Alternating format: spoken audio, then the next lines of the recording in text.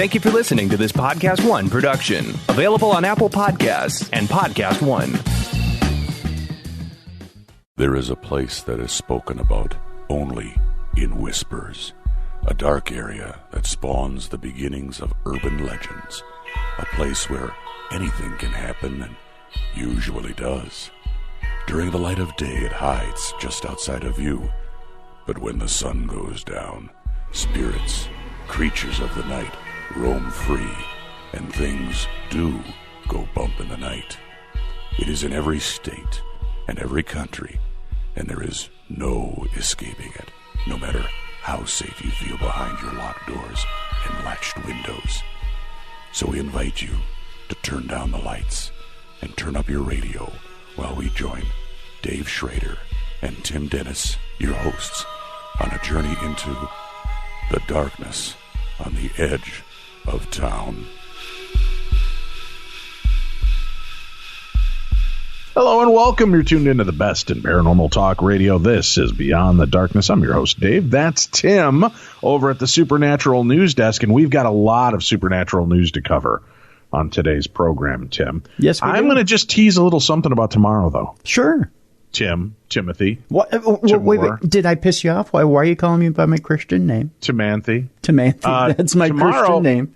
Tomorrow we're going to have an interesting conversation on Beyond the Darkness. We're going to kind of traverse a little bit into the true crime realm again, Tim. Really? With a fascinating story, hosts of a new true crime miniseries podcast. And this looks to be really, really good. So we're gonna spend some time breaking down the case with them. Of course, we're gonna go over a glossary look of it here in the 60 to 90 minutes we share with them. They go much more in depth over the arc of their entire program, and I think it's 6 or 8 episodes where they dig deep into this case. But it's a fascinating one. So make sure that you tune in tomorrow, and I think you guys are gonna really enjoy that program. But Let's get started now, Tim. We've got a lot of news to cover. Where shall we begin this week in the world of supernatural news? We're going to go deep into the mind of Yvette Fielding from Most Haunted, Dave. That's what we're going to do. Why would we do something like that, Tim? Well, because it's fascinating, Dave. Oh, to who? To who, Tim? Well, to the people who follow Yvette Fielding, Dave. Oh, okay. I wasn't sure. I mean, yeah, Yvette Fielding. Okay, good. Yeah, we had her on our show back in, I think, 2007. Yeah, you don't find Yvette fascinating, Dave? No, everybody I know just says she's not very nice to them. People that I've known on her production and other celebrity ghost hunters, I've kind of lost a little respect. I got to be honest. I could be wrong, but it's just a little bit of a bummer. But let's see what does frighten Most Haunted's Yvette Fielding. But Dave, there's a nice little picture of her here, and she's sitting on a cute little leather type of. It's more like a love seat, and she's got a cute little bulldog in her lap, and she's smiling from ear to ear. That's not a bulldog, Tim. That's Carl. I don't even know if they're still together. What? I don't know. When did that happen? I'm not sure, Tim. I wish I was more up on the Fieldings love story. Boy, I'm glad I'm not. But I'm just saying. You're like Wendy Williams today. You dishing. I'm a bit of a bummer, is what you're saying. I'm kind of a downer, a bit of a bummer and a downer. We're sipping all the tea today with you, sir. Yeah. Hello. Yep. Yeah. Okay. Do one of these for me. Go. How you doing? How you doing? Oh, look at you. Oh. You like that? Yeah. That was How nice. you doing? That was nice. All right. Okay. So, Most Haunted's ghost hunter Yvette Fielding reveals what really terrifies her. You'd think nothing could frighten the fearless ghost hunter. We know different. But that's more soda than tea. Yeah. No, I'm cracking a beer. You're cracking a beer? A little bit more palatable. Okay. But that's all changed now, according to this article. With a huge sigh of relief, Yvette Fielding, who is looking adorable, it says here, in a pair of denim dungarees. She wears dungarees, Dave. Evidently, she does a lot of farming. Has just finished an appearance on Loose Women. What's Loose Women, Dave? Is there hope but it for me? doesn't sound like a show you want to be a part of. Well, maybe not. Is there hope here, or what's the deal? Should I get dress up? Yeah, a little. Now that Carl might be out of the picture, and she's appearing on Loose Women, Tim. This may be the this may be the entry point you've been waiting for. Maybe I should dress up, and put a little cologne on, Your show called Most Horny, starring Tim Dennis. Yeah, I like it. Finally, yours truly gets a TV deal, huh? Yeah. Most Horny with Tim Dennis. I like it. I don't know. I was worried about Janet Street Porter, she says, with her hands pressed against her face. Did she get them pressed against her face? I ain't for it, and I ain't again it. I ain't again it, Dave. I ain't for it, and I ain't again it. Again her face, Dave. But everyone was lovely, and I did it. Everyone was lovely, and I did it, she said. It was funny to think that someone with 33 years in the business and a career as an actual ghost hunter would be frightened of a live interview. But after 18 years of hosting and producing, really 18 years of producing and hosting the hit show Most Haunted, she's turned her hand to something totally new, which she explains is the scariest thing she's done yet. She said, I had a really vivid dream where I saw a little boy called Archie. She explains. Somebody should tell her that's a comic book. It's a comic book. He had a backpack on filled with ghost-busting equipment, and when I woke up, I started writing it down, and now I finished a children's fiction book. I'm a huge kid at heart anyway, and I always get a lot of feedback from fans who say, my kids love Most Haunted. So I wanted to create something that they could enjoy too. It took me, It took me 2 years, but I've written it. I've gobsmacked myself. She was quoted as saying, I see my mind just wanders in these things. Some of the events on Most Haunted, knives being thrown at cameramen, people being dragged upstairs by demonic spirits, evil ghosts leaving severe burns on crew members' arms, etc., in parentheses, aren't exactly child-friendly. Well, depending on how you raise your kids, I guess. So how will she indulge her spooky interests without terrifying the living daylights out of her young audience? Well, I wouldn't let my young kids watch Most Haunted, that's for sure, she laughs. And then she laughed and laughed and laughed, and they just guffawed and had a good time. But I love frightening myself to death, she went on to say. When my daughter Mary was 4, she asked me, why don't we all live forever, when I was explaining a family death? Well, boy, that's a question no parent wants to answer. No, nobody does. Yeah, that's a tough one. That is. It was heartbreaking watching her little face trying to accept it, so I think it's important for children, if they have lost a loved one, to understand that there is life after death, that grandma and granddad can hear you if you talk to them, and if you're very lucky, they can even visit you, she went on to say. They may play a song on the radio to remind you or create a smell you associate with them. It's comforting for children to know that. Since starting her career as a fresh-faced Blue Peter presenter at the age of 17, that's a hard one to get out there, Yvette went on to become one of the most iconic TV presenters of her time. Then when she married husband Carl back in 1999, doesn't say they've split, they had an idea that has landed her the unofficial title of the First Lady of the Paranormal. Ooh, there's a bunch of them, I bet, that would probably argue that deal. Yeah. Rosemary Ellen Guiley was just rankled by that. Yeah, I bet you there's going to be a cat fight. I pinch myself how things have turned out, and I never thought I'd still have this enthusiasm or passion for it, she went on to say. I go to bed at night thinking of inventions, for God's sake, things that would help us communicate with the other side. She squeals excitedly. I would never have, like Prince, I would never have written that. Yeah, I would never have written that line, by the way. I came up with this idea of drilling a hole in the top of the glass on a Ouija board and using copper wire to thread through the top of the glass. Then you just all touch the wire like the Victorians used to do. I see she's on the cutting edge of science. She said, I made a prototype. She came up with the idea just like they used to do. Yeah. So that's not really coming up with the idea. No, it's not, really. Okay, she said, I made a prototype, touched the copper wire, and the glass moved. Imagine that, Dave. She also said, I got so excited, I was emailing scientists. And they probably didn't answer back. Although their response isn't always what Yvette hoped. We get spirits spelling out their names exactly when they died, and then we have historians back it up. But because it's on a TV program, it isn't taken seriously in the world of science. That's probably not the full truth, but, you know. Little old me gets frustrated, she said, and that's why I'm always trying to come up with inventions to prove it further. Living a wholesome family life with her husband and co-host Carl in Cheshire, her 2 children, William and Mary, that's also a college, by the way, have become fully immersed in the spooky lifestyle. My daughter films with us now, and she's so much braver than me, explains Yvette. People have watched me get braver as the series has gone on, not to mention seen the hairstyles evolve and the wrinkles appear. But now I've hit the menopause, and I've become a right wimp again. Menopause does that to you? You become a wimp? I guess. I don't know. I've not hit menopause. I'm trying, but it's just not working for me. Poking out of Yvette's handbag is her miracle swear-by menopause cure, a vape stick containing CBD oil. You heard it first here, gals. CBD oil. Yeah, you know me. Yep. It's the one thing she couldn't live without, she says. I buy pure CBD oil for it, and it's fabulous for the menopause, she explains.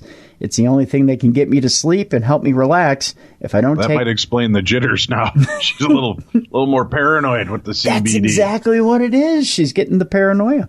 Yeah. She says, if I don't take that, I'm awake all night. And then I look like a bag of crap the next day, and nobody wants that. She laughs. And then she laughs and laughs and laughs. But just now, because it's a CBD. But just now, how does the menopause affect her ghostly investigations? She says, I'm emotional. She shrugs. I'm a massive wimp. It sent me pathetic, she went on to say. I'm grabbing hold of people's clothes, begging them not to leave me in the dark. Sometimes I sit in the car afterwards and sob, repeating the Lord's Prayer. That sounds like me at a McDonald's when they have no McRib.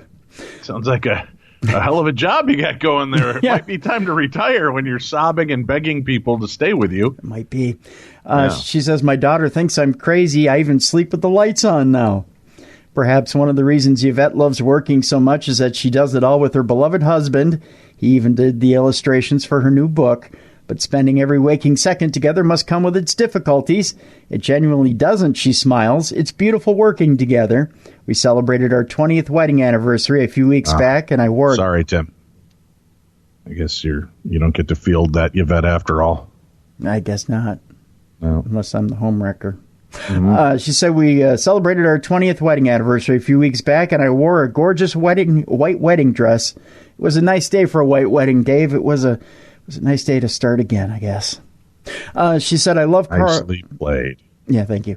She said, I love Carl to bits. He's my best friend. It felt like my right arm was missing when I went in the jungle to do I'm a Celeb. We just love being together constantly, and you didn't ask Carl that, but we had to speak for him. And I'd be absolutely lost without him, she smiles sweetly. The pair do, however, bicker like there's no tomorrow on camera. So what would Carl say his wife's best and worst qualities are? Ooh, this is the good part of the story. Here we go. He says... It's about time we got to the good part. That's right. He doesn't like it when I move his things, Yvette tells us honestly. Does any guy really? No. Let's just all be honest. Let's have an honest moment here. He used to be a cameraman and had a Cliff Richard anniversary jacket where the lettering was 22 karat gold. Well, Carl certainly sounds like a hip cat, doesn't he, with a Cliff Richard anniversary jacket. And all in gold? All in gold? Yeah. Well, good for him. He's living the dream. I can't pick on it. I love old music, too, so. Yeah, he said, but I thought it was naff, so I gave it to charity. That didn't go down well. Oh, Yvette. He'd say the best thing is my lasagna. It's one of the reasons he fell in love with me. Never leaving her side during our chat. It's clear Carl is Yvette's biggest supporter, but her family network are all proud of her success. I was digging out some Blue Peter pictures... Probably of Carl. I think we've strayed quite a bit away from the paranormal at this aspect. Is there any more of this that actually has anything to do with our show, or are we just going down memory lane of her Blue Peter? Well, Carl's got a Blue Peter picture. Isn't this something? I don't think that it means the same thing here in the United States. Oh, it doesn't? Yeah. I thought maybe. I don't think so. Carl no, Blue Peter's something different altogether, Tim. Oh, it's not actually a picture of a Blue Peter? No. Oh. No. Blue Peter was like a TV show that she was a part of. Oh. Yeah. Before going on to Most Haunted. Well, Yvette is that about it then, or what? Well, I'll go to the end here. Yvette does say she might be starting a new chapter of her career as a novelist, but she laughs and smiles. Through the chat, she says there's so much more she wants to do. She wants to go on a spiritual journey to Tibet. find out who she really is. She wants to travel the whole world. Yada-da-yada-da-yada-da. And there you go. All right. Yeah. Well, Tim, you brought up McRib. I did, And yes. one problem we never run into is getting tired of eating them because they're never here long enough. But I guess if it was a year-round tasty treat, we might hit that wall. Right. But we wouldn't be the only one to run into a problem like that, Tim, where you just get tired of eating the same thing, right? Right. I mean, as a perfect example, our next story, 5 arrested in an alleged South African cannibalism ring after man tells police, I'm just tired of eating human flesh. More than a week ago, a South African man walked into the police station with a morbid confession. He's just tired of eating human flesh, he told the police. The officers questioned the man's bizarre claim and noticed he gave off a rancid smell. That's what local media reported, Tim. Then the man revealed the source of the stench, showing the officers a bloodied human hand and leg, a police spokesman told the Washington Post. The man, who said he was a traditional healer, you know how those are, always carrying around a arm and a leg, proving that even in the traditional healing, medical expenses are way too high. Oh, God, yeah. Yeah. Yeah. Going to cost you a hand and a leg there, Tim. An arm and a leg at that, yeah. Yeah, well, those guys, he's got the discount plan, so it's just a hand and a leg. Right. Yeah. He said he was a traditional healer. He led officers to a small beige home in the farming town of Estcourt in the KwaZulu-Natal province of South Africa. Inside the house, Tim, police found a collection of other body parts. Colonel Thambika Mbele, that's what M-B-H-E-L-E, Mbele, right? A spokeswoman for the South African Police Service told the Post. The discovery touched off a criminal case that has attracted global attention and led police to uncover that they suspect is a cannibalism ring, where there are a total of 5 men ages 30 to 32 that have been arrested for possessing human body parts. 2 of them claim to be traditional healers. A number of other families with missing or slain relatives are now wondering whether their loved ones' deaths may have come at the hands of the alleged cannibalism ring. One local woman outside the court appearance told a local television station her nephew went missing in 2015. His body was later found mutilated. She came to the court appearance, she said, to see whether she could identify one of the suspects in connection with his death. Mabele said that police believe the men were working together as part of a larger, like kind of a chain restaurant, I guess, Tim. Larger syndicate. We expect to arrest more, Mabele said, adding that the case was both shocking and unusual. We've never heard of this. The men, South African news outlets report, are charged with murder, conspiracy to commit murder, attempted murder. However, it is still unclear how many people have died. Police have not yet identified the human remains. Meanwhile, Andrew Zimmern's brand new episode of South African Treats is going to be on hiatus, Tim. No. The accused man appeared in court for a bail hearing on Monday as hundreds of locals protested outside, shouting, chanting, and holding up signs that read, "No to cannibalism." That's a pretty good rule of thumb everywhere, Tim. That really is, yeah. One protester held up a sign that translated as, "We're not KFC, Nando's, or Chicken Licken. We're humans. We're not edible." That's debatable. Wonder if chickens start walking around with signs like that, how would people react? They'd probably debate that highly. Yeah. They're pretty tasty. Or they debatter them and then debride them. Mabele declined to prove details about the human remains discovered by police, saying the police cannot assume what the accused were doing with the body parts, but descriptions and so I think you don't have to wonder. He said they were eating them. You know? Yeah. We're not going to assume anything. You smell the rancid meat on his breath, and he's holding a hand and a leg with gnaw marks. I think case closed, Tim. Yeah. If I were Dave Schrader, defense attorney, and got this call, I'd take a hard pass, Tim. You would? I would. This is a case I feel like I might be running into a loser. Yeah. So descriptions in South African and British news outlets paint a gruesome scene. Really? Thank you for that, because I guess we couldn't just picture that on our own when you said cannibalism ring. In the home of the first man arrested, some reports say human ears were found cooking in a pot in the home. Other body parts were stuffed in a suitcase. Is that kind of a marinating technique for human flesh? It is. A little Lowry salt in a suitcase, and boy, you get some good eating. Yeah. An American tourister? Yes. How'd you guess? Not only luggage, but the meal of the day, an American tourister. Yeah. It is believed that they were to be served to his customers, who were told they had magic properties and would convey money, power, and protection, the BBC reported. Apparently, the people they're eating didn't ever take advantage of those services, Tim. The man who first turned himself into police was reportedly nicknamed Mukanavu, or Corruption. He had moved into the home about 2 months ago. The man's landlord told News 24, adding that he had no idea about the body parts hidden inside. His neighbor told media outlets he had noticed a foul smell coming from the home. South African newspaper The Sunday Times wrote that the arrests uncovered a deep, dark secret in the town that could extend back some time. At least 3 graves were desecrated in June in the surrounding area. Oh, you're not even eating the fresh meat? No. Yeah. Oh, you're digging it up? The only time you do that is a pig roast, where you've started the fire first, then put the pig in, then covered it, Tim. I've heard of like 30-day aged steak, but not like a couple of years. That's a real dry rub right there. That is, yeah. It's not known whether these dug-up graves are connected to the alleged cannibalism ring. I would hope not. That's substandard meat. Police have not completed DNA testing on the body parts they seized, but one family told the BBC and local media outlets that they believe the remains were those of 25-year-old missing woman who lived about 22 miles west of Estcourt. The mother of a 2-year-old boy was last seen July 25th last year. Relatives told the BBC and Sunday Times she had left for the town of Pietermaritzburg, about 60 miles south of Estcourt, to visit her grandmother. She never showed up.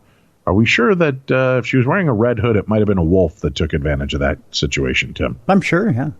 Yeah, after police made the arrests in the case, they met with the woman's relatives and asked them what she had been wearing the day she was last seen. The family members told her she wore black leggings, a shirt, and a bag with jeans stuffed inside.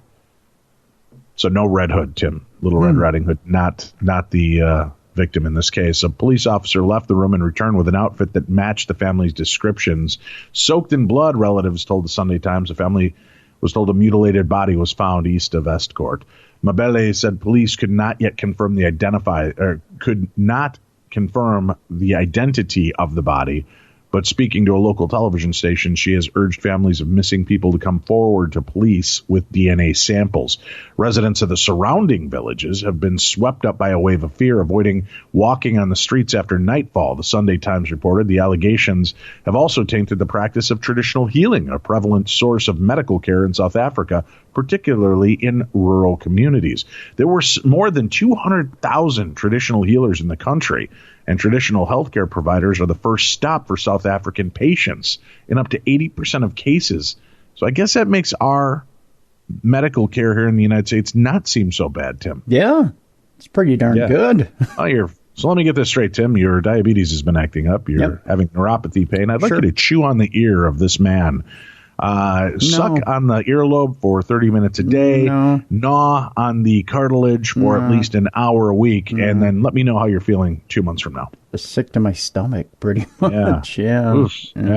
Another woman outside the court admitted she had previously sought medical care from one of the charged men. The Sunday Times reported she had asked for an herbal remedy to help her 17-year-old niece, who suffers from an illness in her womb. Inside the court hearing, one of the men wept during the proceedings, local news reported. A lawyer for the men said their clients no longer wished to apply for bail. In the days after the arrests, local politician Mthembendi Majola organized a community meeting to help residents come to terms with the gruesome allegations. Some admitted to previously consulting with these healers. Most residents were shocked by this and now live in fear, Majola told the BBC. It cannot only be one body, Majola told the Sunday Times. There is much more and many more people involved in this. Yikes. Yeah, that's the town like where you get invited over for barbecue. You have to be questioning, are you on the menu or just there to enjoy the menu? Yeah, when you bring your own sauce, you don't know if you're seasoning yourself or somebody else. Yeah. Blah, blah, blah, blah. That's what I have to say, Tim. Blah, blah, blah, blah. You know what doesn't give me the creeps, though, Tim? What's that? True car. Oh, yeah. You know, every car comes with its share of stories. Nothing like we just heard, Tim, but that ding in your bumper when you nervously picked up on your first date. You remember that. Maybe that luxury package you got after your big promotion. Or the mileage you saved by riding your bike all summer. While you can't put a price tag on your stories, now with TrueCar, you can at least find out what your car's worth when it's time to sell or trade it in. Just go to TrueCar. Simply enter your license plate number and watch how your car's details pop up. Then answer a few questions. Does it have navigation and moonroof? Watch as they bump up your value. High mileage? You already knew that was going to cost you, but now you know how much it dings your wallet so you can plan ahead. Once you're finished, you'll get a true cash offer sent in minutes, which you can take to a local certified dealer to cash out or trade in. So, when you're ready to experience a better way to sell or trade in your car, check out TrueCar today. True cash offers are not available in all states. All right, Timothy, where shall we go next in the world of supernatural news? Well, David, we go from using seasoning salt to season some human to using salt to ward off evil spirits at Walmart. Salt to ward off evil spirits at Walmart, you say? Yeah. We go to Florida, and we reference WFLA, the Flay. Ah, the Flay, one of our favorite news outlets. Oh, yes, it is. Hudson, Florida, to be exact, where a Hudson man is behind bars after deputies with the Pasco Sheriff's Office say he trespassed a Walmart hoping to ward off evil spirits. I don't blame him, to be honest with you. I've been at plenty of Walmarts, and I truly do believe evil spirits exist at Walmart. They sell a lot of salt there, Tim. If that were the case, I don't think there'd be anybody in Walmart. Just in one area. Dave. Yeah, well, I guess there's that. One area. 38-year-old Damian Cantrell entered the Hudson Walmart on June 2nd, pouring salt all over the floor and on his feet to ward off evil spirits. Huh. As one is wont to do when they enter a Walmart. I say solid plan. Yeah. Yeah. It's a plan. I don't know how solid. Well, I mean, how many evil spirits are going to come near you? With salt on your feet? Probably evil and good spirits might avoid you at that case. Yeah. What's wrong with that guy? Why is he pouring salt on his feet at Walmart? And all over the floor. I mean, at Kmart, I could understand, Tim. Yeah, well, yeah. Walmart's a step up. Why aren't we getting the Lowry seasoning salt at least? Oh, well, that'll attract the demons. I mean, Lowry's will attract so wait, everybody. I got to hear this. So he goes in and begins pouring salt on his feet. And all over the floor, yeah. A Walmart manager told deputies Cantrell then proceeded to leave the store and lay in the small wood section of the Walmart parking lot. Because, you're exhausted after you get rid of all those evil spirits. Cantrell, who had previously been charged with trespassing at the Walmart, was arrested for trespassing yet again and taken to the Land O'Lakes Detention Center. That was pretty much his story, Dave. He came in, poured salt all over the floor and on his feet. Then he left the store, laid in the small wood section of the parking lot there at Walmart. Really? Mm-hmm. That's it? Really? That's it. Huh. Yeah. Hey, Tim. Short, sweet, to the point. It's that point in the show. Oh. You know what I'm talking about? I think so. It's cold gin time again. We have a cold gin section of our show. I just felt like we should. Oh, we should, yeah. Gin, 8 things to know about the Supernatural series. A 5-episode Arabic original Netflix series is going to be released on June 13th in over 190 countries, Tim. So this was just released a few days ago. Jinn is the latest in Netflix's long line of experiments, but it's the first to cater directly to the Middle East. The 5-episode Arabic-language teenage supernatural drama will be available from June 13th in more than a dozen languages, capable of reaching millions of eyeballs in other regions. Much like Netflix's previous foreign language success stories, Dark and Money Heist, the streaming service will test whether there's an untapped market for a show like this, which could set the tone for Netflix's other upcoming Arabic language originals, Paranormal and the Al-Rawabi School for Girls. I got to be honest with you, I got a little turned on reading that one. Did you?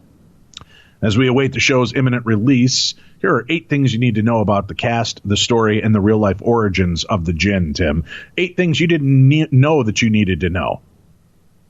Number 1, Jinn is the first of 3 Netflix originals coming soon.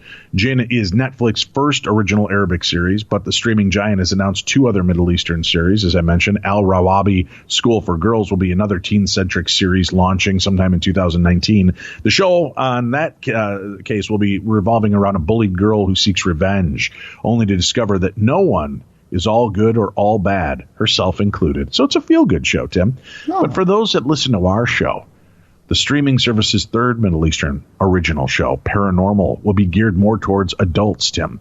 The 1960s mystery drama will be based on the best-selling books by late author Ahmad Khalid Tawfiq, and will center around Dr. Rifat Emsmill's experiments with supernatural forces. Paranormal is Netflix's first foray into Egyptian drama.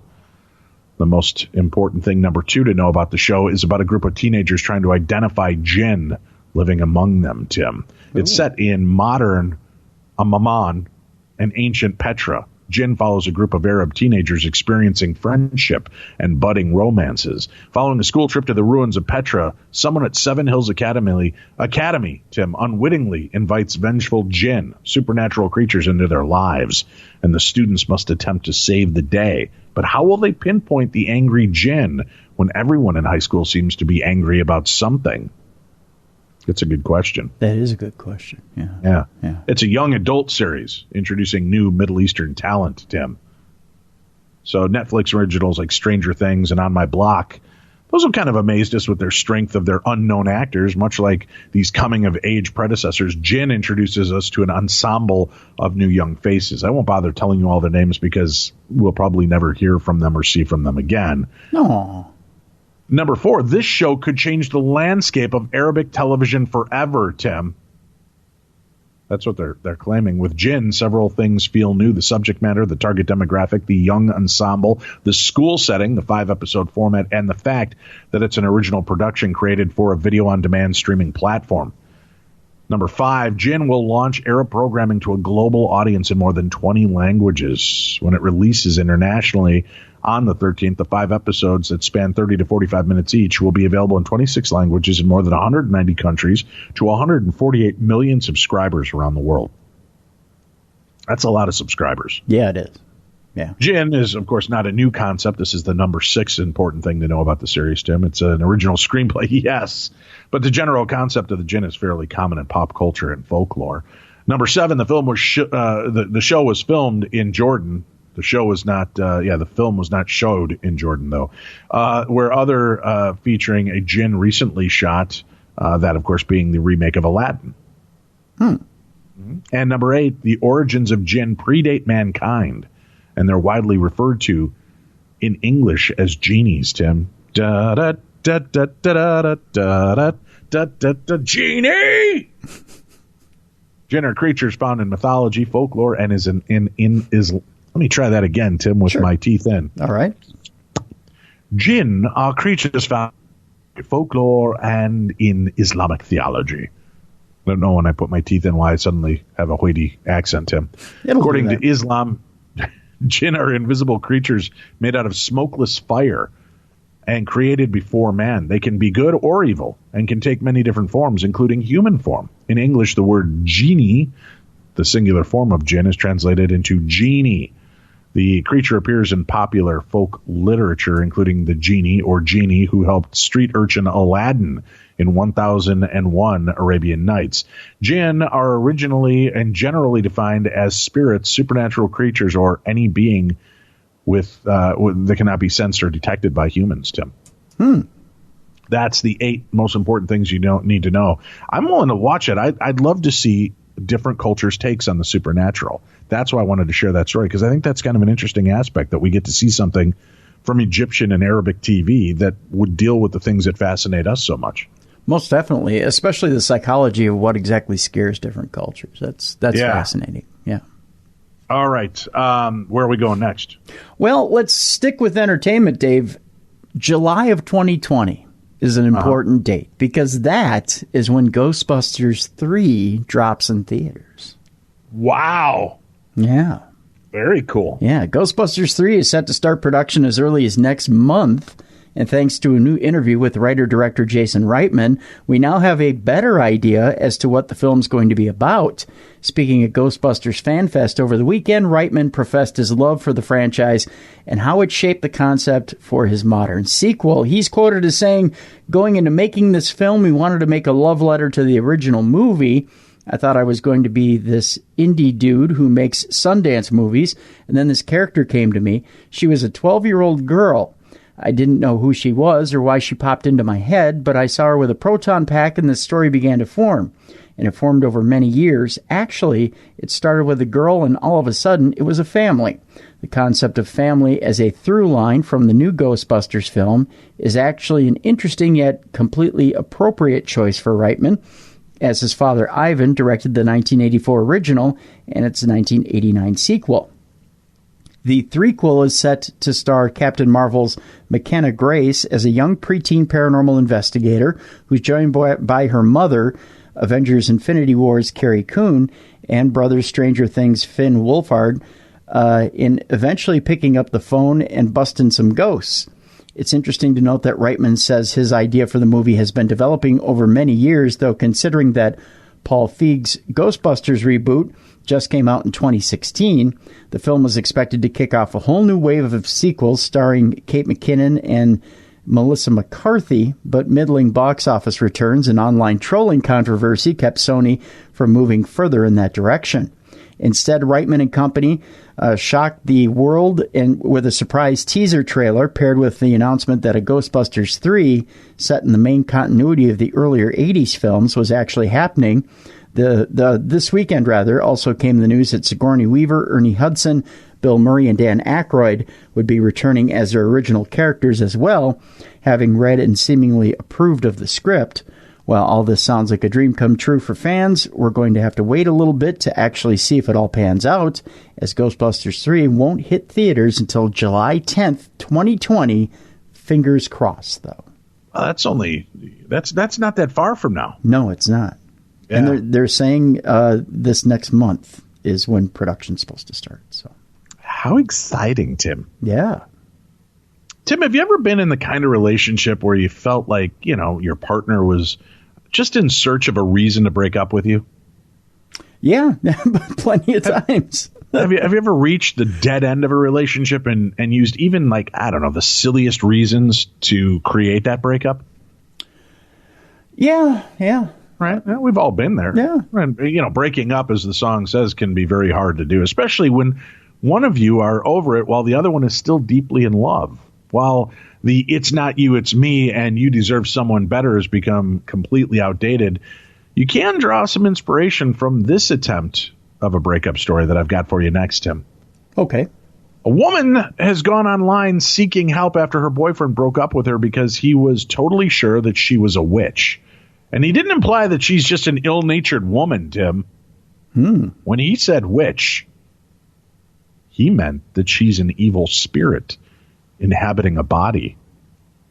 Now, according to sources, the woman, who's been unnamed, took to an online advice column and wrote about how her boyfriend of 3 years has always been interested in the paranormal and how he was utterly convinced she is an evil soul. Peter, the boyfriend, has always had an interest in the paranormal and things like that, but over the past 6 months, however, Peter has moved further left of the socially accepted idea of normal. He's become convinced that I'm the reincarnation of an evil witch. This is really setting it in motion, Tim, to get out of a relationship. If that's what he either believes it or he's really weaving in an interesting narrative. Yeah, he is. She goes on to say how she would have been relieved if Peter were actually looking for a silly reason to break up. The fact that he is 100% serious is what's really creeping her out. He wants to end a 3-year relationship because he's realized he's dating an evil spirit. That doesn't seem like the decision of a healthy psyche, and this all has just happened in a relatively short space of time, she said. I can guarantee that to anyone else, the issue at hand is a massive red flag. However, this woman still kind of wants to work things out, and she's actually seeking advice, Tim. Remember that old saying, he's just not that into you? Yes, yeah. Yeah, that might apply in this case. I think so. It feels like I'm the only person in his life with a healthy dose of skepticism, and that it would be irresponsible to just leave for saner pastures. But he's a grown man, and he doesn't want me around anymore. So is there anything else I can do? Oh, God, can I just stop the story and appeal to women right now, Tim? Sure, please do. When somebody's working this hard to get you out of their life, yep, just get out of their life.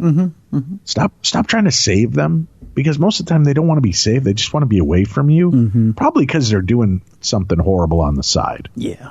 So if they're pushing you away and going to the extremes of trying to convince you and your friends and their friends and family that you're the reincarnation of an evil witch, I might just walk away cleanly. Don't try to save him. How do we get this through to women that it's not, but I want to be the one to stay by his side through all of this? Yeah, no. Ladies, I say this as a concerned father, friend, and husband. Right? I want what's best for the women in my life. And that includes all of you amazing listeners across the world. So whether you're in a relationship with a man, a woman, a ghost, Tim, if they start giving you excuses like, we need to break up because you're a witch in reincarnation form, maybe they are dealing with a mental breakdown. Maybe it seems as though you're being cruel. It's not like they said, hey, I have cancer and we should break up because I don't want you to be. That I understand. Then there's this kind of allegiance, this want and desire to go through this with them and not leave them to be alone. But if his malady is he thinks you're a witch, walk away, Tim. I'm no Dr. Phil. I'm no Oprah, Tim. No. I'm not. No. I'm no Geraldo Rivera, Tim. You could be if you wanted to, but I don't think I want to. No. But I am a concerned citizen, and I am your fearless leader in this journey into the darkness on the edge of town every weekend. And just let me tell you this, my female friends and cohorts across the galaxy, he's just not that into you. Find somebody that is. And although you say it's kitschy and cliche, he's just not that into you. Find somebody who is. You can call Tim at 612. If they're looking for love in all the right places, Tim, it'd just be easier to reach you at 612. Dave, what? It's more. Here's the thing, though. Yeah. Because I do have myself a very careful screening process. It's easier to get a hold of me by email. Just by email? Yeah, Tim at Darkness Radio. At Darkness Radio, so they can send in the applications for love that way? Yeah, Tim at darknessradio.com. So you don't want them to call 612? No, Dave. What? I'm just clarifying that's not what you want them to do. No. Okay. Phone calls are not necessary. She goes on to say, Tim, it feels like I'm the only person in his life with a healthy dose of skepticism, and it would be irresponsible to just leave for saner pastures. But he's a grown man, and he doesn't want me around anymore. So is there anything I can do? He's obviously not inclined to take my evil-inspired advice right now. Okay. Thankfully, the advisor on the other side of the column asked her to accept that the relationship is over and to place her safety first, because let's be real, the guy sounds weird. Well, sounds weird. Well, here's the problem is if he's not just trying to find a reason to bust up with you, and he believes you're an evil witch spirit, you do have to start to show some concerns of what is his next plan. Exactly. If he thinks he needs to rid the world of evil. Yeah. I'm just saying that's when you end up boiling in somebody's pot. Because right now he's at he's on the roller coaster of psychosis, and he's he's going up the big drop. He's right at the top of the... Before that plunge, you should just politely step off the rails and take the ladder down. Yep, he's right at the top right now, and he's about to go over the edge, and he's about to make that big plunge, like Dave said, and that big plunge includes violence. There's bad things for you. Yeah, very bad things. Yeah. All right, Timothy. Let's take another story before we have to take a break. Where are we going next? Well, as long as we're talking witches, Dave, let's continue that theme. Inside the Essex pub, claimed to be the oldest in Britain, where it's haunted by a witch. Let's just continue the theme. It is so ancient that it is featured in the Domes... How ancient is it? It's featured in the Domesday Book of 1086. That's not a funny joke response at all, Tim. No, it's not. I'm sorry I let you down. Yeah. I know. I'm sorry. Some days I just don't have it. Yeah. If you are a fan of good ale, pub food, and the paranormal, then this... I am. So am I. Then this pub could be the perfect match for you. Boy, I'm really just dropping. This article is not funny at all. No. The pub in Essex is claimed to be the oldest in the whole of the country, and is even rumored to be haunted by a witch. Dun dun. I don't know. Right. Just trying to throw haunted some by a witch. Okay. trying to throw some humor in it. Traveling between Little Waltham and Braintree, you'll find the small village of Great Lays. Wow. I know, right? Maybe we need to take a trip, Tim. I know, right? I'm kidding, honey. I would take you with me, darling. Especially if there's a witch at the end of the book. Yeah. It's here that you'll discover St. Anne's Castle Inn, a seemingly ordinary pub with a big secret. The pub is steeped in history and is said to be haunted by several specters, now called the Castle at Great Lays.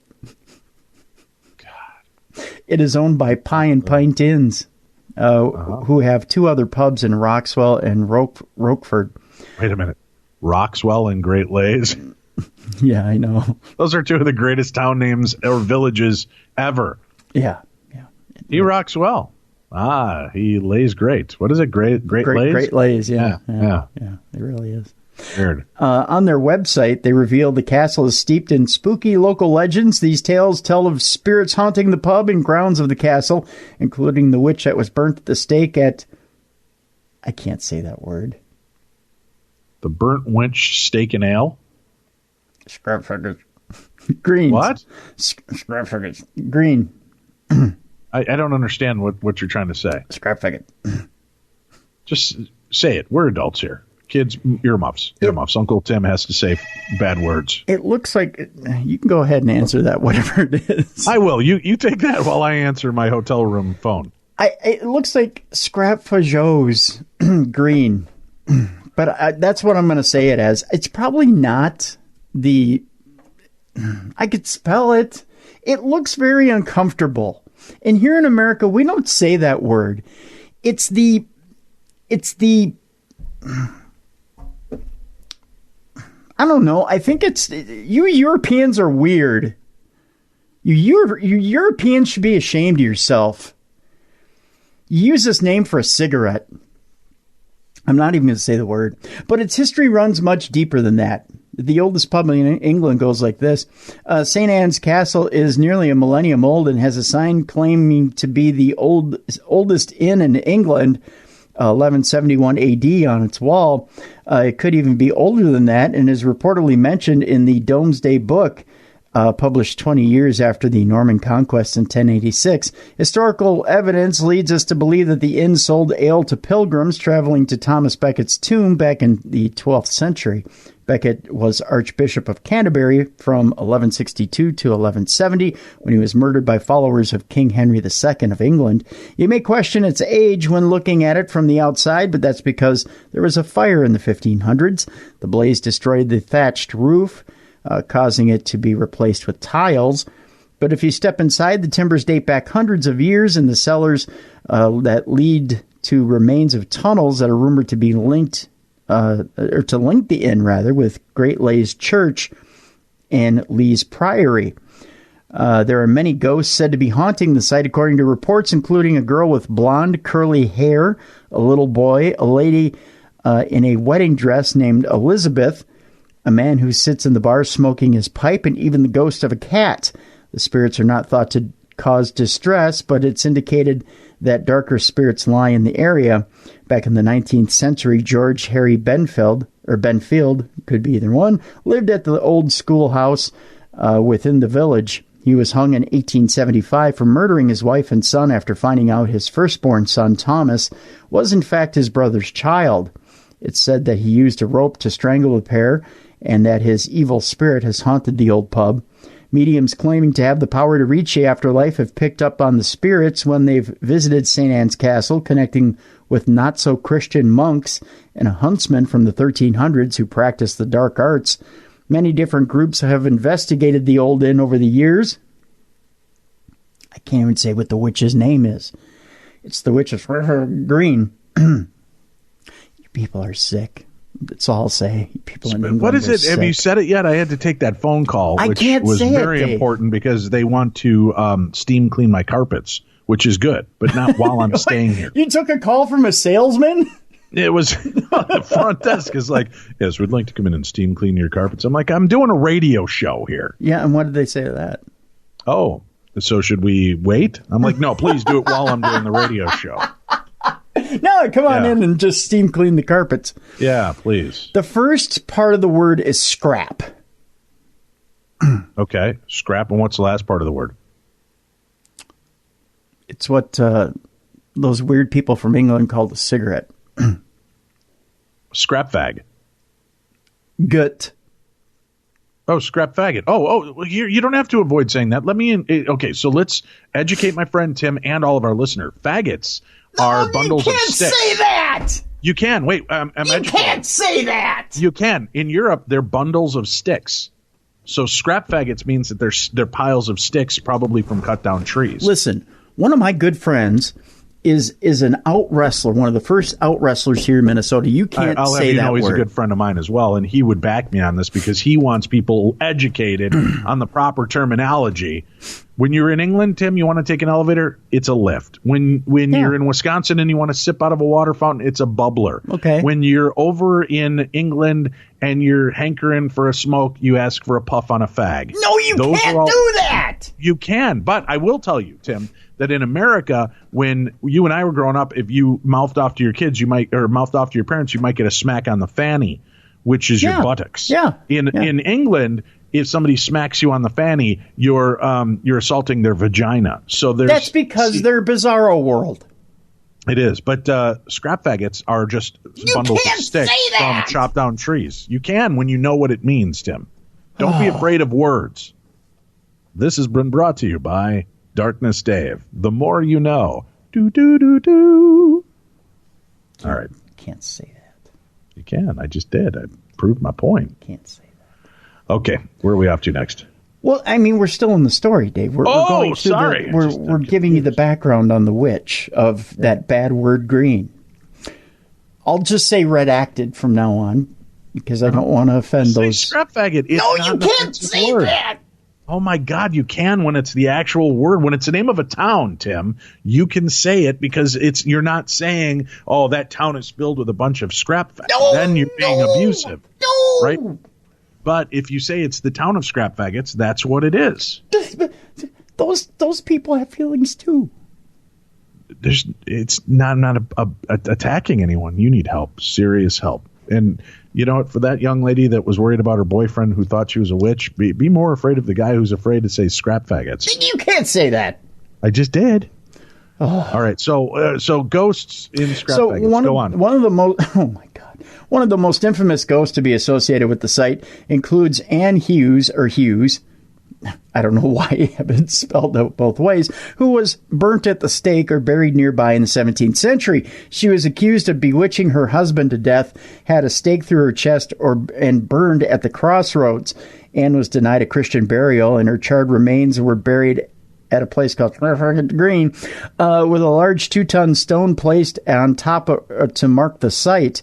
Her spirit was greatly feared, and Anne's resting place remained undisturbed for centuries until the Second World War. The road that passed by the green needed to be widened for the new Borum airfield, and it was during the works when bulldozers displaced the stone. After this, rumors are that strange things began happening, from the church bells ringing at midnight with no one around to play them, to sheep out of their fields and no sign of how they got out. Strange noises were heard throughout the night, and painting supplies were moved to different rooms with no one there to move them. Harry Price, a ghost hunter, visited the inn on October 11th of 1944 and spent a day investigating. He claims a few hours before his arrival, 30 sheep and 2 horses had been found dead in a field after being poisoned. Price was shown a large boulder during the visit, weighing 200 pounds, which had been dropped outside a neighbor's door with no sign of who put it there. In his notes, the ghost hunter wrote, "Perhaps what interested me most was a certain bedroom in the St. Anne's Castle Inn, which cannot be slept in peacefully." Mr. Sykes asked me what I thought of it. I told him that the contents of the room appeared to have been shaken out of a pepper pot. He said, "It's always like this. Nothing will stay put. Over and over again, we have straightened up the place, only to find the next morning that everything was higgledy-piggledy." You people are weird. Isn't that a series of grocery stores down south? It is. Higgledies? Yeah, the Higgledy-Piggledy. Those are the Piggly Wiggly. Sorry, very close, though. Yeah, it's the same thing. We now use it as a lumber room, but boxes and furniture are scattered about night after night. No other part of the house is affected. The villagers even asked Price for his help stopping the hauntings. They asked me what they had better do about it, continued Price. I told them that if they believed the witch to be responsible for their troubles, the logical thing to do was to restore her tombstone to its original site. This they did ceremonially, there you go, at midnight on October 11th to 12th, placing the stone east and west in the traditional manner. The phenomenon ceased. The result of my visit was that I came to the conclusion that the green manifestations were partly genuine, partly the work of a practical joker, and partly due to mass hysteria. So there you go.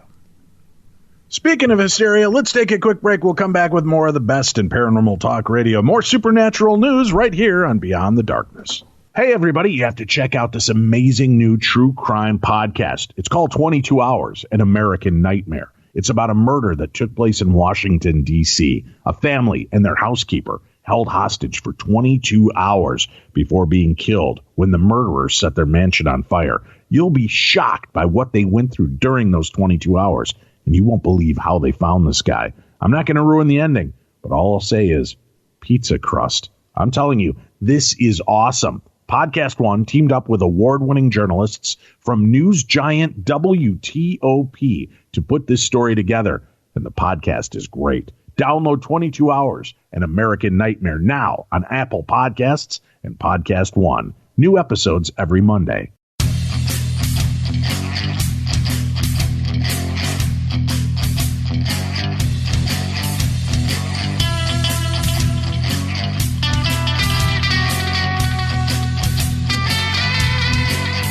Beyond the Darkness.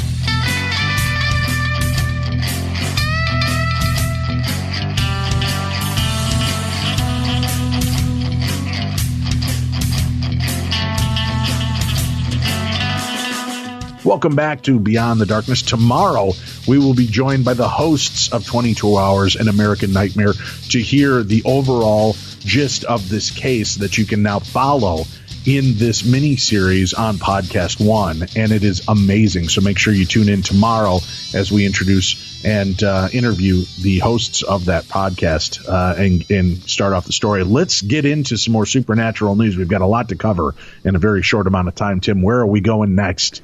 Well, Dave, it turns out that the moon may need an MRI. A giant mysterious mass was found beneath the surface of the moon. I think it's just, it could be just a lump. I'm not quite sure. Really? Yeah. Should he have it looked at? I think he should have it looked at. Should we turn the moon and cough? Yep. Turn the moon and cough. All right. As I'll make a True Crime Tuesday reference here, we might have to go up and squeeze it till it bleeds. Oh, God. All right, go on. Astronomers have discovered a puzzling and rather sizable mass of metallic material beneath the surface of the moon. The intriguing find, announced this week in a paper published in the journal Geophysical Research Letters, we get lots and lots of letters, is reportedly located under an enormous crater dubbed the South Pole Aitken Basin. You know, when my basin's aching, Dave, I just use a little bit of Tiger Rub on it. Right down there by your South Pole? That's right down by the South Pole, which covers a whopping 1,240 miles of the lunar surface. That's a big South Pole, if you ask me. While analyzing data from NASA projects that looked at the gravity and topography of the moon, scientists were surprised to spot an anomaly in the crater that left them scratching their heads. Imagine taking a pile of metal 5 times larger than the big island of Hawaii and burying it underground. Lead author Peter B. James marveled in a press release announcing the discovery. That's roughly how much unexpected mass we detected. Wow. Specifically, the odd anomaly sits around 180 miles beneath the lunar surface. The prevailing theory among the researchers is that the mystery mass may be a remnant of the asteroid which struck the moon and created the South Pole Aitken Basin.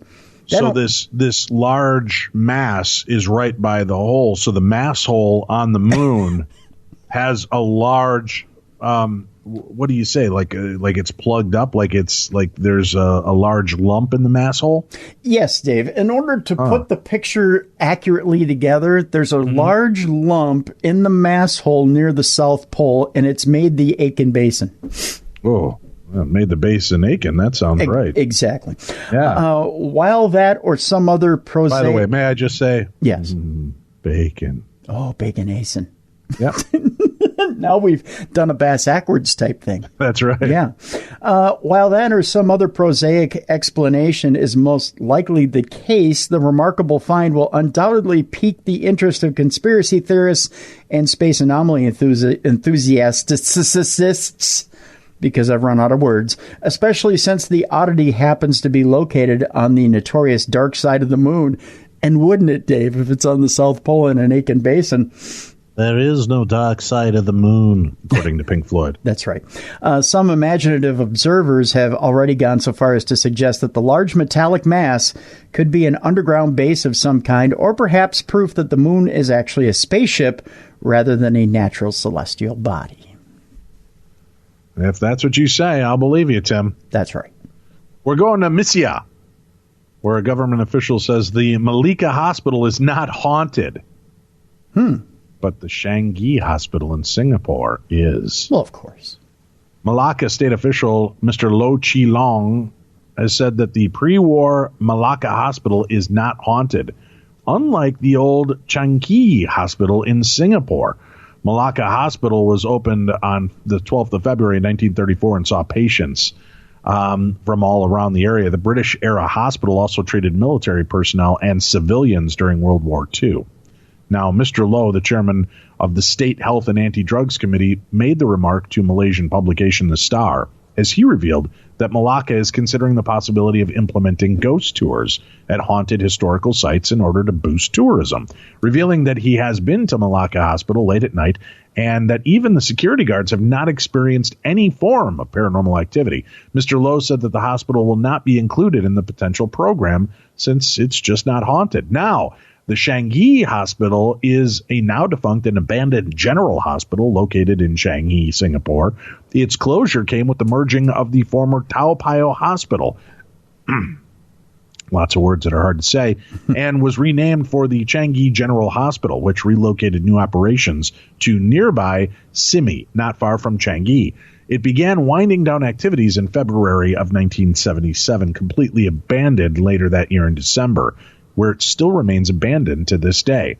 Now, since its abandonment, many horror stories and paranormal tales have emerged from the place, ranging from tales of an alleged nurse roaming the compound to poltergeist activity haunting the old hospital. Old Changi Hospital, as it's popularly known, was famously declared by many Singaporeans, young and old alike, to be one of the most haunted locations in the whole country. The buildings are said to be haunted by the souls of the victims of the Japanese occupation, homeless ghosts and the spirits of those who died in the hospital. Back in 2017, a video of sightings of a nurse carrying a baby in the haunted hospital circulated around the internet, sparking debate on its authenticity and the spookiness of the former hospital and the supposed paranormal activities inside. Until now, the authenticity of this video has not yet been proven. Some of the more prominent areas of the hospital that is said to be haunted includes the old mortuary, which has since been demolished, the tile-walled operating theater, and the old hospital's ancient and emergency, the A&E building. Oh, I'm sorry, accident, not ancient. The accident and emergency building, located below the hill from where the main hospital is located. There is also widespread belief of the presence of supposed underground bunkers beneath Changi Hospital from the days that it was a military base, although there is no currently available access to them, and their alleged entry points where there are room and debris 3.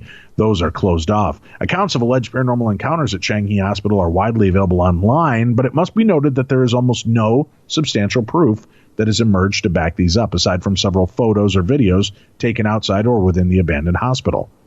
I like it. There's no proof except for the photos and videos that prove it. But other than that, not any other proof. Not a shred. Just those pieces of proof. All right, Tim, where are we off to next? Off to Michigan, Dave, where a congressional candidate claims to be a government psychic. I mean, why not? Double dip. Sure. Yeah. Yeah. Yeah. A man running for a seat in the House of Representatives claims to have a most unusual occupation. He claims to be a government psychic. Kevin Seaman, yes, Kevin Seaman's a government psychic, say it 10 times fast, reportedly made the odd disclosure in an announcement of his candidacy in the 94th district race to be held in 2020 this week. Not that the race will be held this week, but he made the announcement this week in that race to be held in 2020. In the statement, he explained that he had been forced to keep his work, a secret when he previously ran for office, but has apparently now been given permission from the powers that be. Oh, good. According to Seaman, he boasts the military title of Senior Commando Legionnaire. That's an actual title, Dave. And he is based out of Saginaw, Michigan. Beyond that, he revealed that I am also Federal Agent White Knight 196. James Bond is 007. I am 196. Evidently, he's way back in the numbering. Yeah. He says, I am a real-life government psychic.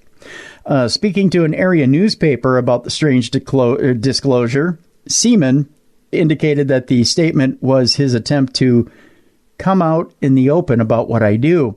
Unfortunately, the aspiring state representative did not provide any additional insight into what exactly it is that he does as a purported government psychic, but we're guessing it also involves some kind of espionage. Well, one might think that being a clandestine clairvoyant for the feds would provide Seaman with some truly fantastic ideas improving his community. His platform is actually fairly run-of-the-mill as it focuses on the usual issues surrounding the economy, education, and crime. As he alluded to in his announcement, this is not Seaman's first attempt at being elected at office. That means he's a terrible psychic. Having lost in a race for the same seat he is currently running for, now back in 2016, this, of course, begs the question of how a well-vetted and rigorously tested psychic who wound up displaying such powers that he became employed by the government so that they could harness his abilities could not have foreseen that his election 2 years ago was an exercise in futility. An exercise in futility, you say? Yeah. Interesting. Speaking of interesting and Michigan, Tim? Yeah. There's something pretty cool coming up very soon. Okay, yeah. It is the 10th annual Michigan Paracon. Oh, yeah. That's taking place in Sault Ste. Marie, Michigan.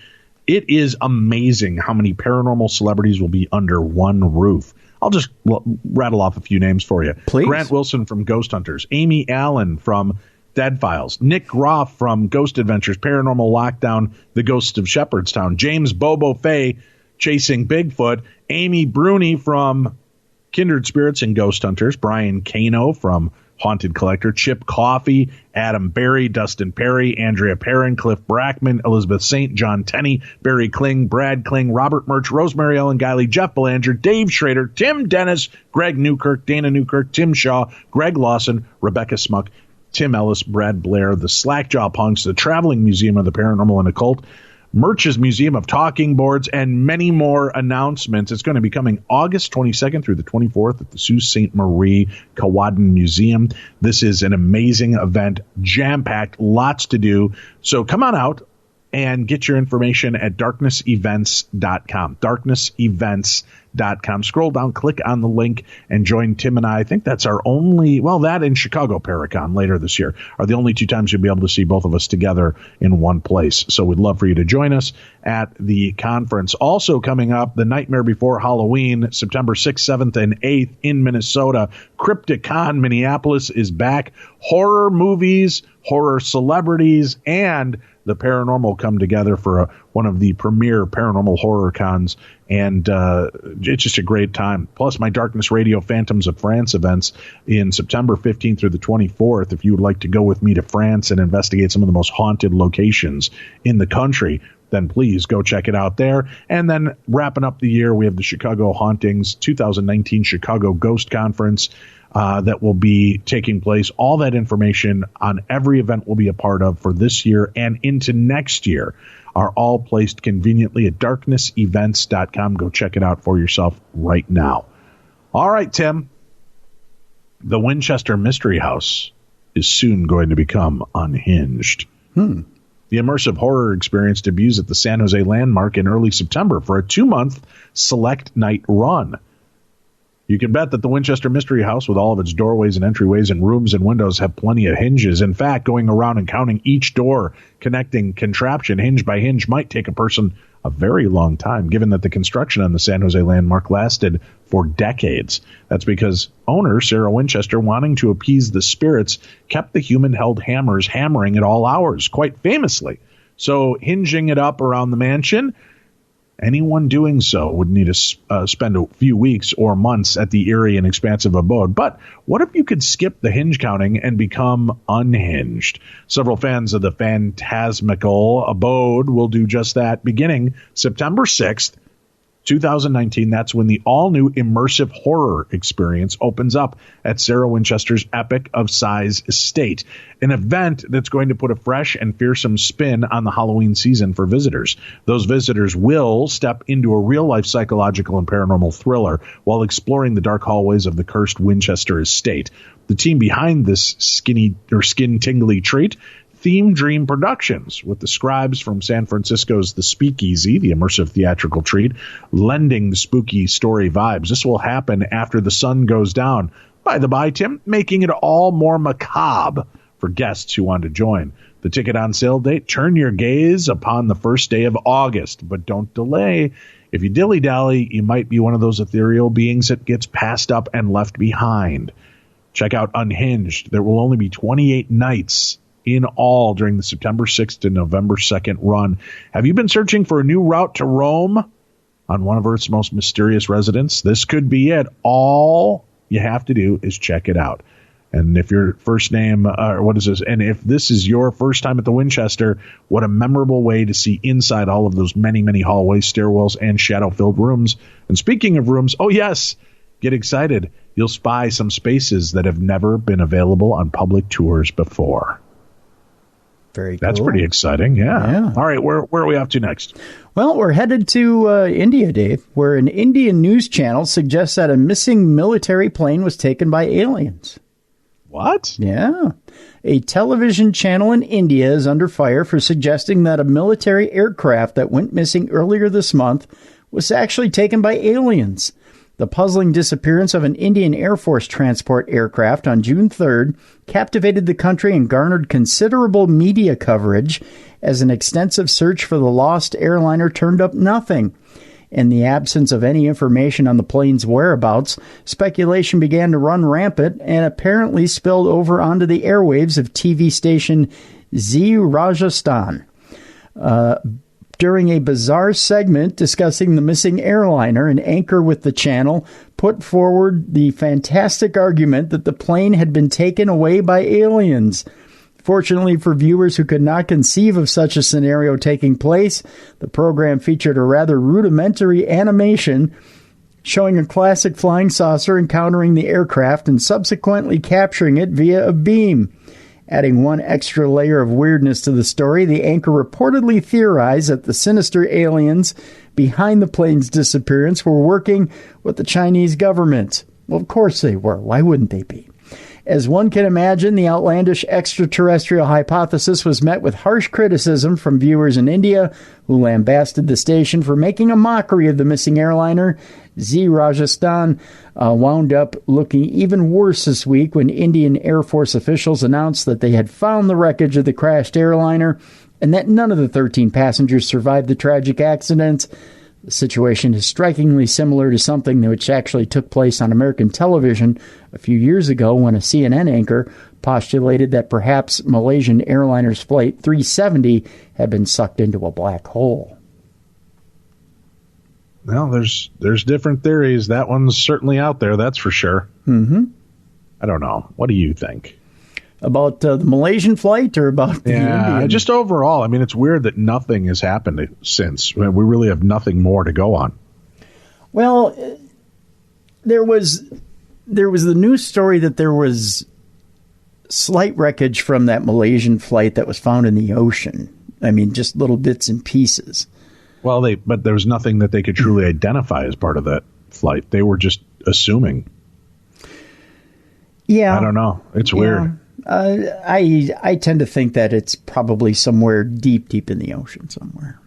That's Tim, we're going to take a look at some sports news now. Oh. I know you're a sports fanatic. Yes, I am. Yeah. As the Golden State Warriors play their final games before moving to San Francisco next season, they'll be leaving behind more than just memories in Oakland. If you're a paranormal believer, they'll be inclined to think that they might be losing one of the NBA's strangest competitive edges. It's no secret among ghost hunters that the Claremont Hotel, perched in the hills above the East Bay, is haunted. For as long as the hotel has stood, ghost stories have dodged its halls. The Claremont has also served as a temporary home for visiting NBA teams over the years, as some squads stayed in the historic rooms before games at Oracle Arena. Oracle Arena, Tim? Just saying. And although most likely they had a good, quiet night's sleep, it occasionally turned into a house of horrors for NBA stars, rattling their nerves and keeping them up before Warriors games. Sounds like the Brewers putting people up at the Pfister Hotel, Tim. Yes, the Pfister. The Pfister in Wisconsin is known for that as well. And many people that have stayed there, sports figures, have not gotten good night's sleeps, have been very upset by it. Now, in 2014, it was widely reported that several members of the San Antonio Spurs experienced strange activity in the hotel before a Warriors game. The haunting was severe enough that it even unnerved Tim Duncan. The ordeal started when teammate Jeff Ayers found his hotel key didn't work for the room he was assigned. Inside the room, he could have sworn he heard voices, so Ayers called down to the front desk. They're like, we can't get you a new key and send you up with security, we can. Let me try that again, Tim. They're like, we can get you a new key and send you up with security and make sure nobody's there because there shouldn't be anybody in there. Then they're like, we'll just get you a new room. It was the creepiest thing. That's what Ayers told the San Antonio Express back in 2014. I heard a couple other guys heard babies in the hallways and kids running up and down. It was creepy. I really heard voices and a baby in the room, and there wasn't anybody there. It was crazy. I heard a baby in his room, confirmed Duncan. There was something or someone in his room. Yeah, I definitely heard something. It wasn't creepy because I assumed it was really somebody in the room, and they gave me the wrong room. But when they told me the story the next day about calling up there and no one was in the room, it's at that point you just get chills. I totally agreed with them. There was a baby there. Absolutely. I heard about the history of the place, and I'd rather not stay there again. Although neither player specified at the time that Claremont's room 422 is supposedly its most haunted, many tales tell the link of a 6-year-old girl to the room, perhaps corroborating the Spurs' claims of hearing babies cry. A search through hundreds of local newspaper stories about the Claremont uncover no such tale. However, there were a number of violent deaths reported near the hotel, including a man in 1913 who was crushed by a runaway horse-drawn trailer and a 16-year-old Oakland girl named Ruby, who died after falling from her bike down an embankment. But in any case, as it so often goes with purported hauntings, the stories do continue. Several requests for comment from the Claremont have not been returned, but they're willing to believe that perhaps a hotel ghost intercepted those calls, Tim, for this article on LMT Online. Want to know something interesting? Our friend the Beer City Bruiser was in town about a month and a half ago. Yes. And I went out to check him out at a local card, and he told me that since we had him on the show, on the Jericho cruise, remember we asked him the question about, have you ever run into a situation at hotels that you'd stayed at where you had run into ghosts? And he had said no, he hadn't. He said, you know what, you guys jinx me. Since you asked me that question, I've run into situations where I run into haunted situations in hotels. And he told me about where he was rooming with Silas Young, the last real man, in ROH situations, Ring of Honor situations, where they were staying at, I don't remember if it was Baltimore or one of the hotels on tour, where they ran into a situation where someone kept knocking on the door and nobody was there, and they thought somebody was playing with them. And there was another situation, I believe, with like faucets running. And Silas was getting creeped out about it, and he kept yelling at Bruiser, talking about, because Bruiser's really into the paranormal. And Silas was getting upset about it. And he was getting mad at Bruiser about it, which is really, really funny. So, yeah, Bruiser was saying, yeah, I think you guys jinxed me. So shout out to Bruiser. He's now having paranormal experiences while he's on the road. Excellent. Yeah. Excellent. How many more news stories do you have there, Tim? Let's see. We've got, looks like we've got 3 left. All right. I've got 1 left. You've got 3 left. Go ahead. What's our next story? The Finnish Coast Guard has encountered a three-headed sea monster. What? Yeah. The Finland's Coast Guard has been forced to send out a patrol boat to investigate an odd report of a three-headed sea monster spotted lurking in the waters of the coast of the country. The weird sighting reported occurred this past weekend as fog settled over the Gulf of Finland, and a spotter within the service noticed a weird interloper that seemed to resemble some kind of mythical creature. Uncertain of what to make of such an observation, a scout was dispatched to the scene to get to the bottom of the bizarre incident. Upon getting a closer look at an oddity, Coast Guard officials determined that the monster was actually a Russian yacht en route to Norway for a festival. Having slain the mysterious beast, the department promptly posted a picture of the vessel on social media, marveling at their weird weekend encounter. Fortunately, the Finnish Coast Guard had a good sense of humor about the whole affair and didn't try to sensationalize the sighting like their colleagues in the Indian Army did with some Yeti prints a few months ago. So there you go. Wow. Clear shot over their bow, I see. I guess, right? All right, what's your next story? The next story has to do with a 40,000-year-old severed wolf's head found in Siberia. A Siberian man searching for mammoth tusks amid melting permafrost was taken aback when he stumbled upon a severed head of a wolf that turned out to be 40,000 years old. The remarkable find was reportedly made last year as Pavel Efimov walked along the shore of a river in the district of Yakutia. He subsequently turned it over to scientists who kept the discovery under wraps until they unveiled it this week at an event in Tokyo. According to experts who examined the remarkable remains, the wolf likely roamed the earth during the Pleistocene era and was considerably bigger than its modern-day counterparts that reside in the region today. The head of the animal alone is said to measure 16 inches, which is around half the size of the modern gray wolf's whole body. Scientists were particularly excited about the discovery because of its well-preserved nature. To that end, not only were the animal's teeth and fur still intact, but so was its brain. As to how or why the wolf's head wound up being severed from its body, experts postulated that the ancient decapitation was probably not the work of human hands, because the region where it was found was not settled by people until a period long after the event actually took place.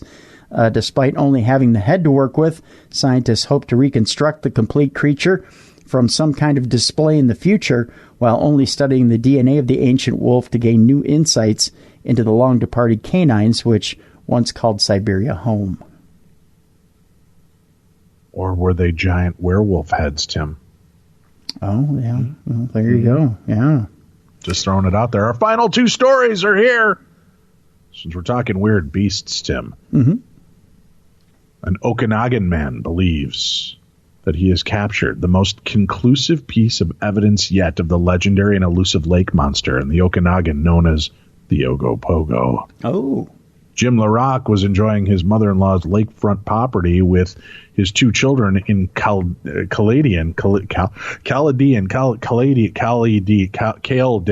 Caledonia. No, Caledon. Oh. K-A-L-E-D-E-N, right. British Columbia. On June 1st, when he says he noticed an inexplicable wake on the Skaha Lake.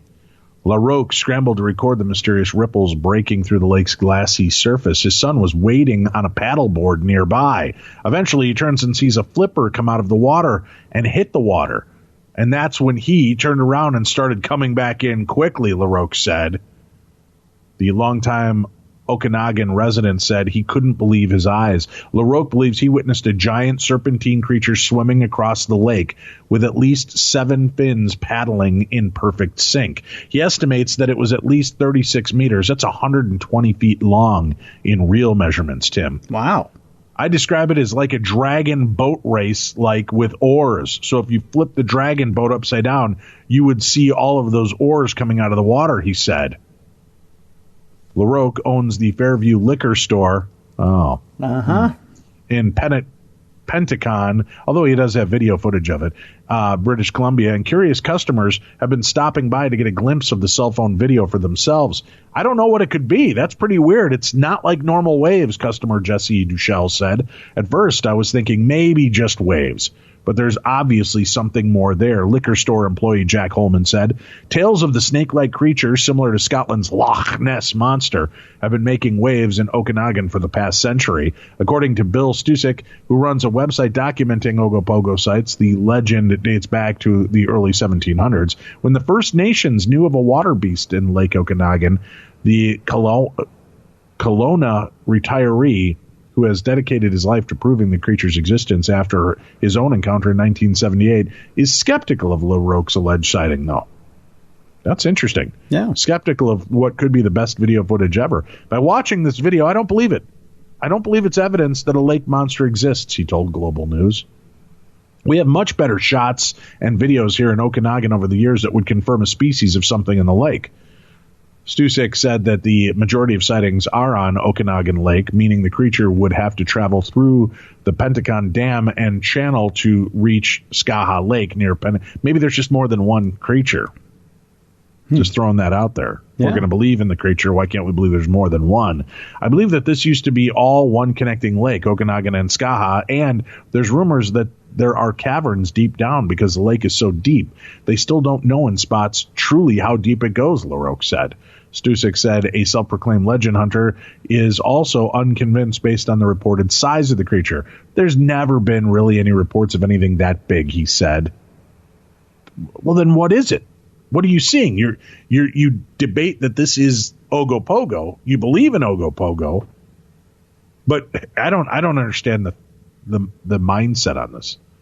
Yeah. I think it's a product of overturn that happens seasonally when layers of the lake temperature and depths will pass each other, he said. Where the layers pass each other, they form a wake. These waves only form when there is no other waves to mix it. Young has studied the myth of Ogopogo and says emotions tend to overpower logic.